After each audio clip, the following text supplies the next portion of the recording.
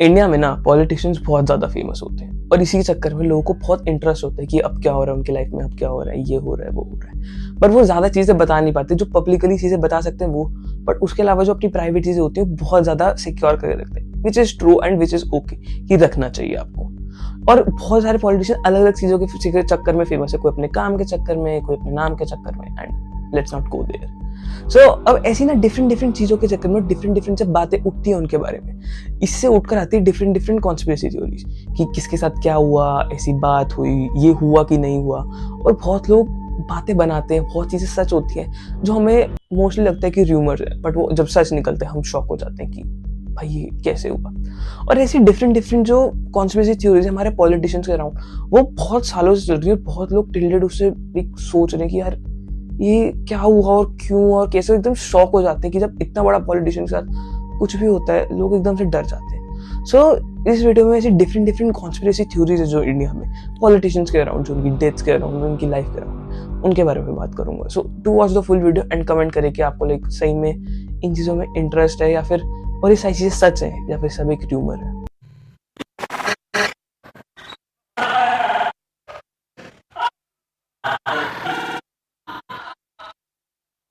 इस पिक्चर में जो पर्सन है, इनको शायद आप बाय फेस ना जानते हो पर बाय नेम पक्का जानते होंगे। ये है लाल बहादुर शास्त्री, इंडिया के सेकंड प्राइम मिनिस्टर। और इनका जो टर्म था पूरे पौने 2 साल चला था, अंटिल इनकी डेथ तक, जो बहुत ही मिस्टीरियसली हुई थी। इनका एक बहुत फेमस स्लोगन भी है, जय जवान जय किसान।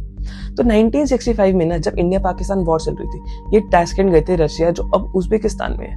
वहां पर एक ट्रीटी साइन करने इंडिया और पाकिस्तान की वॉर के बीच में, जो पाकिस्तान के लीडर अयूब खान ने भी लाइक ज्वाइन करी थी। इन्होंने वहां पे साइन करा, ट्रीटी साइन हो गई और पूरी वॉर रुक गई।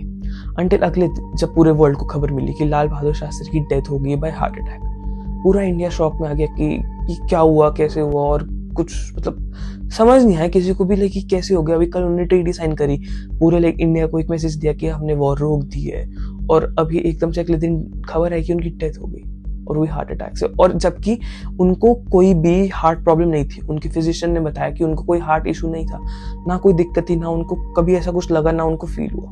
और एकदम से क्या हुआ, जब उनकी डेड बॉडी इंडिया वापस लेकर आए गए, तब देखा कि उनकी डेड बॉडीज पे ना अलग अलग से स्पॉट्स थे, ब्लू कलर के स्पॉट्स थे। और उनके बेटे ने भी पूछा कि इनकी बॉडी पे ऐसे स्पॉट्स क्यों अलग अलग, और इनकी लाइक जो पेट पे कट क्यों पड़ा हुआ है। एंड मेन थिंग बॉस, उनकी बॉडी की ना ऑटोप्सी नहीं हुई थी, पोस्टमार्टम नहीं हुआ था, तो पेट पे कट कैसे है।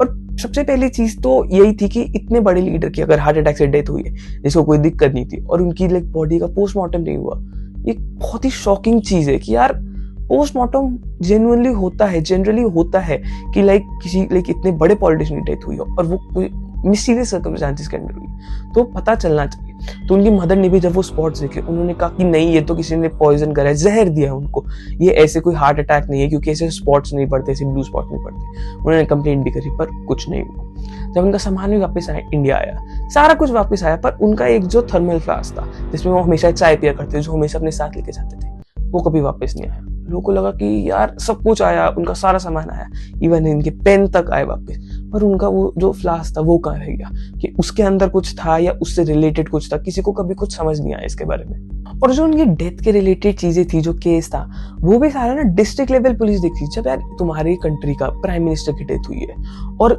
उनकी जो लाइक डेथ के रिलेटेड चीजें वो एक डिस्ट्रिक्ट लेवल की पुलिस देख रही, नॉट इवन हाई लेवल की पुलिस, वैसे ही शक अजीब सा हो जाता है कि यार क्या मतलब ये क्यों हो रहा है। और जब पूछा गया उनसे कि ये ऐसा क्यों हो रहा है, वो कह रहे हैं वो अपने रिलेशन नहीं खराब करने चाहते किसी फॉरेन कंट्री की से, कि अगर हम उनसे जाके पूछताछ करें उनकी कंट्री में जाए कि डेथ हुई, कि कहेंगे एक तो तुम्हारी हेल्प करा रहे, तुम्हारी ट्रीटी साइन कर रहे हैं, ऊपर से अगर ये सारी चीजें हो रही तो उनके रिलेशन खराब हो जाएंगे। यार सीरियसली एक रिलेशन इंपॉर्टेंट है कंट्री के प्राइम मिनिस्टर से ज्यादा, और इसके ऊपर कोई एक्शन नहीं हुआ। कुछ टाइम बाद ना एक CIA के ऑफिसर ने, जो उस टाइम CIA में था, उसने इंटरव्यू में बताया कि हाँ CIA इन्वॉल्व थी, उनकी जो डेथ हुई थी, उनकी डेथ हार्ट अटैक से नहीं हुई थी, वो प्लान था सारा कुछ। और कहते हैं कि ये इसलिए था क्योंकि लाल बहादुर शास्त्री चाहते थे कि इंडिया में न्यूक्लियर टेस्ट हो और ये सारी चीजें हों, बट उस टाइम अमेरिका ये चीज नहीं चाहती थी कि इंडिया न्यूक्लियरली आगे बढ़े और ये सारी चीजें करे, इसलिए उन्होंने लाल बहादुर शास्त्री की लाइक डेथ करवा दी और किसी को पता भी नहीं चलने दिया कि क्या हुआ। बट यार दिस इज वेरी शॉकिंग कि इंडिया का प्राइम मिनिस्टर और उनकी ऐसे डेथ होना और किसी को कभी कुछ पता ही ना चले और ऐसा अजीब सा हो जाए, बहुत शॉकिंग है, बहुत ज्यादा।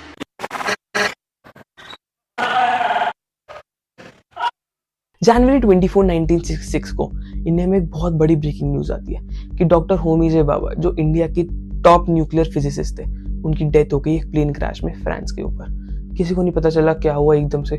और जब उस स्पॉट पे भी गए और वहां पे देखा गया, उस प्लेन का एक कुछ छोटी सा भी क्रू तक नहीं था। और किसी को समझ नहीं आया कि यार, जब तुम कह रहे हो कि उनकी डेथ हुई है बाय क्रैशिंग द प्लेन, तो प्लेन कहाँ है उनका पूरा का पूरा? प्लेन गायब था। और किसी को लाइक इंडिया बहुत शॉक में था, क्योंकि वो बहुत ज्यादा एडवांस एक न्यूक्लियर की तरफ बढ़ा रहे थे, इंडिया को बहुत ज्यादा डेवलप कर रहे थे। और एकदम से ऐसी खबर आना तो एकदम से एक बहुत बड़ा ड्रॉबैक था इंडिया के लिए उस टाइम। डॉक्टर होमी बाबा को ना father of Indian nuclear programme भी कहते हैं, क्योंकि वो बहुत ज्यादा इसकी तरफ इंडल्ज थे और बहुत ज्यादा चाहते थे कि इंडिया के पास भी एक न्यूक्लियर वेपन हो। कल को कुछ लड़ाई हो, कोई दिक्कत हो, वो और लाल बहादुर शास्त्री जो हमारे सेकंड प्राइम मिनिस्टर थे, जिनकी स्टोरी मैंने पहले बताई, ये बहुत ज्यादा चाहते थे कि इंडिया में एक न्यूक्लियर वेपन आए। तो जब इनकी फ्लाइट फ्रांस से वापस जा रही थी तो एकदम से वो क्रैश हुई। और जो वहां पे आसपास जो टावर था, जो भी इनका फ्लाइट वालों का टावर था, उन्होंने कहा कि उड़ने से पहले फ्लाइट में कोई दिक्कत नहीं थी, एज सच कोई दिक्कत नहीं थी। पूरी फ्लाइट में जब जो प्लेन उड़ा भी रहे थे, पायलट भी उड़ा रहे थे, उन्होंने भी जब फ्लाइट क्रैश होने वाली थी तब तक कोई दिक्कत नहीं बताई थी। एकदम से क्या हुआ क्या नहीं हुआ किसी को समझ नहीं आया। टावर्स ने भी कहा कि कोई दिक्कत नहीं है, फ्लाइट एकदम ओके रिपोर्ट से गई थी, सब कुछ सही था। और एकदम से वो पहाड़ों में जाके टकरा गई और गिर कैसे गई? फ्लाइट ना 19,000 फीट पे उठी, 3,000 फीट उससे ऊपर जो उनका वहां का पहाड़ था जहाँ पे क्रैश हुई थी। एकदम से पता नहीं क्या, कहते हैं कि उस फ्लाइट के अंदर बॉम्ब था या पता नहीं क्या था, उसके चक्कर में बचाने के चक्कर में वो बॉम्ब फूट गया और वहीं पे उन लोग बॉम्ब फटा, फ्लाइट फट के डेथ हो गई।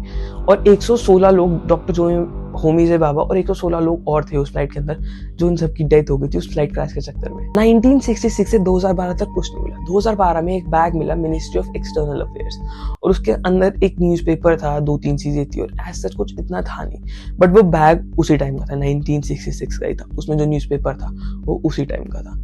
और तब लोगों को लगा कि हाँ सही में क्रैश हुआ होगा अगर ये बैग मिला है। पर इतने साल बाद कोई अगर बैग मिल रहा है, ऑलमोस्ट 50 ईयर्स के बाद वो बैग मिल रहा है, तो यार एकदम से लगेगा ना कि यार ये कुछ प्लान था, या फिर अगर अभी तक उसके बारे में जब इन्वेस्टिगेशन चल रही है तो दिखाने के लिए कि हाँ भाई क्रैश हुआ था तो एक बैग रख दिया गया, या क्या हुआ, किसी को कुछ समझ सा नहीं आया। अब कहते हैं CIA इन्वॉल्व थी इसमें भी, कि वो शास्त्री के, लाल बहादुर शास्त्री के और होमी बाबा दोनों की डेथ में इन्वॉल्व थी, क्योंकि ये दोनों चाहते थे इंडिया को न्यूक्लियर वेपन मिले, इंडिया न्यूक्लियरली बहुत ज्यादा एक्सेल करे, और अमेरिका नहीं चाहता था इसके लिए, जैसा मैंने लाल बहादुर शास्त्री के टाइम पे बताया। इसके चक्कर में उन्होंने पूरा प्लान करा, उनको 1965 में उनकी डेथ हो गई मिस्टीरियस सर्कमस्टेंसेस के अंदर, हार्ट अटैक से, और इनका पूरी फ्लाइट ही क्रैश हो गई इतनी हाई लेवल पे जाके। और टिल डेट बहुत ज्यादा लोग कंफ्यूज है, इनके अलग अलग रिपोर्ट्स बनी, अलग अलग चीजें बनी है। पर CIA के जब एम्प्लॉय ने सारा कुछ कंफर्म करा कि हाँ हम नहीं करवाए थे, तब लोग ऑर्डर गए कि भाई क्यों, ये नहीं चाहते थे इंडिया का डेवलपमेंट होना। वो ऑब्वियस था कि ऐसे एनिमी कंट्रीज नहीं जाते, बट तो 2 लीडर को मार दिया और इंडिया ने कुछ भी नहीं करा हमारे लीडर्स ने जो उसके बाद थे। बहुत बहुत शॉकिंग है।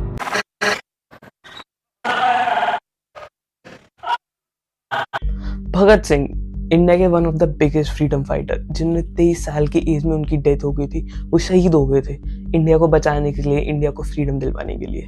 पर कहते हैं कि इनको बचाया जा सकता था, जो भगत सिंह की डेथ हुई है वो रोकी जा सकती थी अगर महात्मा गांधी चाहते, वो इनको बचा सकते थे, बहुत इजीली बचा, इनकी बहुत जान पहचान थी महात्मा गांधी की, पर उन्होंने नहीं बचाया, उनको जाने दिया, उनकी कुर्बानी दी थी। बट ऐसा क्यों करा उन्होंने? भगत सिंह, राजगुरु और सुखदेव को मार्च 23, 1931 को फांसी दे दी गई थी, और ब्रिटिशर्स ने कहा कि उनके रूल्स के अगेंस्ट थे और बहुत ज्यादा वायलेंट थे, इसके चक्कर में उनको जब फांसी दे दी गई थी। पर कहते हैं महात्मा गांधी इनको बचा सके थे, बट महात्मा गांधी ने उनको क्यों नहीं बचाया? क्योंकि उनकी आइडियोलॉजी में बहुत ज्यादा डिफरेंस था। महात्मा गांधी बहुत ज्यादा नॉन वायलेंट थे, वो अहिंसा के साथ रहते थे, और कहते थे भगत सिंह बहुत ज्यादा हिंसा वाली थी, कि वो मार के किसी को बचाना और ब्रिटिशर्स को भगाना है तो कहते थे लड़ना पड़ेगा हमें, ऐसे अगर हम बैठे रहेंगे तो हम नहीं बच पाएंगे, ये वो। और इनकी जो आइडियोलॉजी क्रैश हुई, इसके चक्कर में महात्मा गांधी ने कोशिश भी नहीं करी भगत सिंह को बचाने की, क्योंकि महात्मा गांधी की अच्छी जान पहचान थी, वो लॉयर थे और ब्रिटिशर्स के अंदर भी वो बहुत ज्यादा लोगों को जानते थे। वो चाहते तो भगत सिंह को इजीली बचा सकते थे, बट उन्होंने ऐसा नहीं चाहा, क्योंकि अगर महात्मा गांधी भगत सिंह को बचाते तो कहते जो वो आइडियोलॉजी अहिंसा वाली लेके चल रहे थे, नॉन वायलेंस से बचाएंगे, वो सारी वहीं की वहीं धरी रह जाती कि हम तो कह रहे नॉन वायलेंस, पर आपने फिर भगत सिंह को बचाया जो वायलेंट तरीके से सारी चीजें कर रहा है। तो ये तो आपकी बहुत ज्यादा हिपोक्रेसी हो गई एक तरीके की। इसी चक्कर में कहते हैं शायद नेताजी की पिटाई थी, क्योंकि वो भी हिंसा के साथ चीजें करते, उन्होंने आईएनए बनाई, वो लड़ाई करके करना चाहते थे। बट यही जो पॉलिटिशियंस थे जो कहते थे अहिंसा से करना है, वो शायद ये चीज नहीं चाहते थे, इसलिए उनकी भी डेथ कुछ इन्हीं चीजों के, इन्हीं चक्कर के में हुई। अब भगत सिंह, राजगुरु और सुखदेव की जो फांसी का दिन था, फांसी की सजा की जो तारीख थी, वो 24 मार्च की थी, पर उनको 23 मार्च को ही फांसी दी थी। बट ऐसा क्यों करा? कहते हैं कि जो गांधी जी के सपोर्ट तो कहते थे कि वो उनका ना इतना इन्फ्लुएंस नहीं था टॉप में कि ब्रिटिशर्स को जाके कहीं कि उनको फांसी सजा ना दो, उनको उम्र कैद कर दो, ये वो। पर कुछ लोग कहते थे कि इनका पूरा पैक्ट था गांधी जी और अरविंद का कि कुछ नहीं होगा, और वो पूरा इंक्लूडेड था, और इनको मारने की पूरी कॉन्स्पिरेसी थ्योरी थी कि सारा कुछ उन्होंने बताया कि ऐसे करेंगे, इन चीजों के थ्रू करेंगे। इसके चक्कर में उनकी जो फांसी हुई वो एक दिन पहले करती, ताकि भगदड़ ना मचे। जब लोगों को 24 पता है और 23 को अगर सारी चीजें हो जाएंगी तो किसी को कुछ पता ही नहीं चलेगा, और इतनी जल्दी जब सब हो जाएगा तो लोग इतने में, जब पहले तो फोन भी नहीं होते थे कि फोन को पता चल जाए, जब तक पता चलेगा तब तक तो उनकी डेथ हो चुकी होगी, और कोई बचाने वाला या हंगामा करने वाला कोई होगा भी नहीं। डिफरेंट थ्योरीज और कहते हैं कि गांधी जी को ना अपनी लीडरशिप का भी डर था कि अगर भगत सिंह बच गए यहाँ से तो वो बहुत एक बड़ा नाम बन जाएगा और वो एक लीडर बन जाएगा, और शायद महात्मा गांधी का नाम इतना नहीं रहेगा कि अगर हिंसा से उन्होंने अंग्रेजों को भगा दिया तो उतना गांधी जी का इन्वॉल्वमेंट नहीं रहेगा और उनकी फिर पॉपुलैरिटी कम हो जाएगी। इसके चक्कर में उन्होंने फंसाया उनकी लोकेशन, मतलब बताया कि भगत सिंह और ये सारे इनके जो दोस्त हैं यहाँ पे, और इसके चक्कर में उन्हें पकड़वाया गया। पर किसी ने ना, जो सिर्फ ब्रिटिशर्स थे उन्होंने ही देखा और किसी ने उनकी फांसी देखी नहीं। तो कहते हैं कुछ एक इनका रिवेंज था, कोई सॉन्डर्स फैमिली थी उनके साथ रिवेंज था कि उन्होंने गोली मारी है कि इन तीनों को, भगत सिंह, राजगुरु और सुखदेव को, और इनको फांसी नहीं दी गई।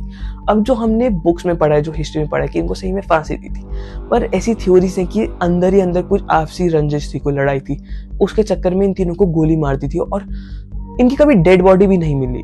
इनकी बॉडी को पानी में जाके गिर दिया या फिर कहीं जाके दफना दिया। इनकी डेड बॉडी इनकी फैमिलीज को भी नहीं दी गई, क्योंकि एक दिन पहले अगर 24 को होता तो डेड बॉडीज फैमिली को देनी पड़ती, बट 23 को ही कर दिया, तो उन्होंने फटाफट सारी चीजें गायब कर दी और किसी को पता ही नहीं चलने दिया कि इनके साथ क्या हुआ, इनकी बॉडीज कहाँ गई, कुछ भी नहीं। कहते हैं इनको ना जो जेल था उसके पीछे इनकी डेड बॉडीज को जला दिया गया, एकदम डार्क में छुपा के, और जो इनकी जो भी एशेस थी, अस्थियां बची थी, वो पीछे सतलुज रिवर में उन्होंने डाल दी थी, और इनकी फैमिलीज को भी बताया ही नहीं कि क्या हुआ। उनको बताया कि उनकी डेथ होगी, उनकी बॉडीज कहीं उन्होंने कर दी इधर उधर, और कभी बताया नहीं। अगर बॉडीज देते तो पता चलता कि सही में फांसी थी या गोली मारी थी या क्या हुआ था, क्योंकि Bhagat Singh still is an icon की वो बहुत बड़े फ्रीडम फाइटर थे, और आज तक अगर 100 साल बाद भी उनकी डेथ के बाद उनके बारे में बात हो रही है तो इंडीड वो सही में बहुत ज्यादा पॉपुलर थे। उनकी अगर पॉपुलैरिटी उस टाइम इतनी थी, तो अगर वो सही में इंडिया को फ्रीडम दिलवाते तो उनको सही में उस टाइप का दर्जा मिलता जो उनको सही में मिलना चाहिए था।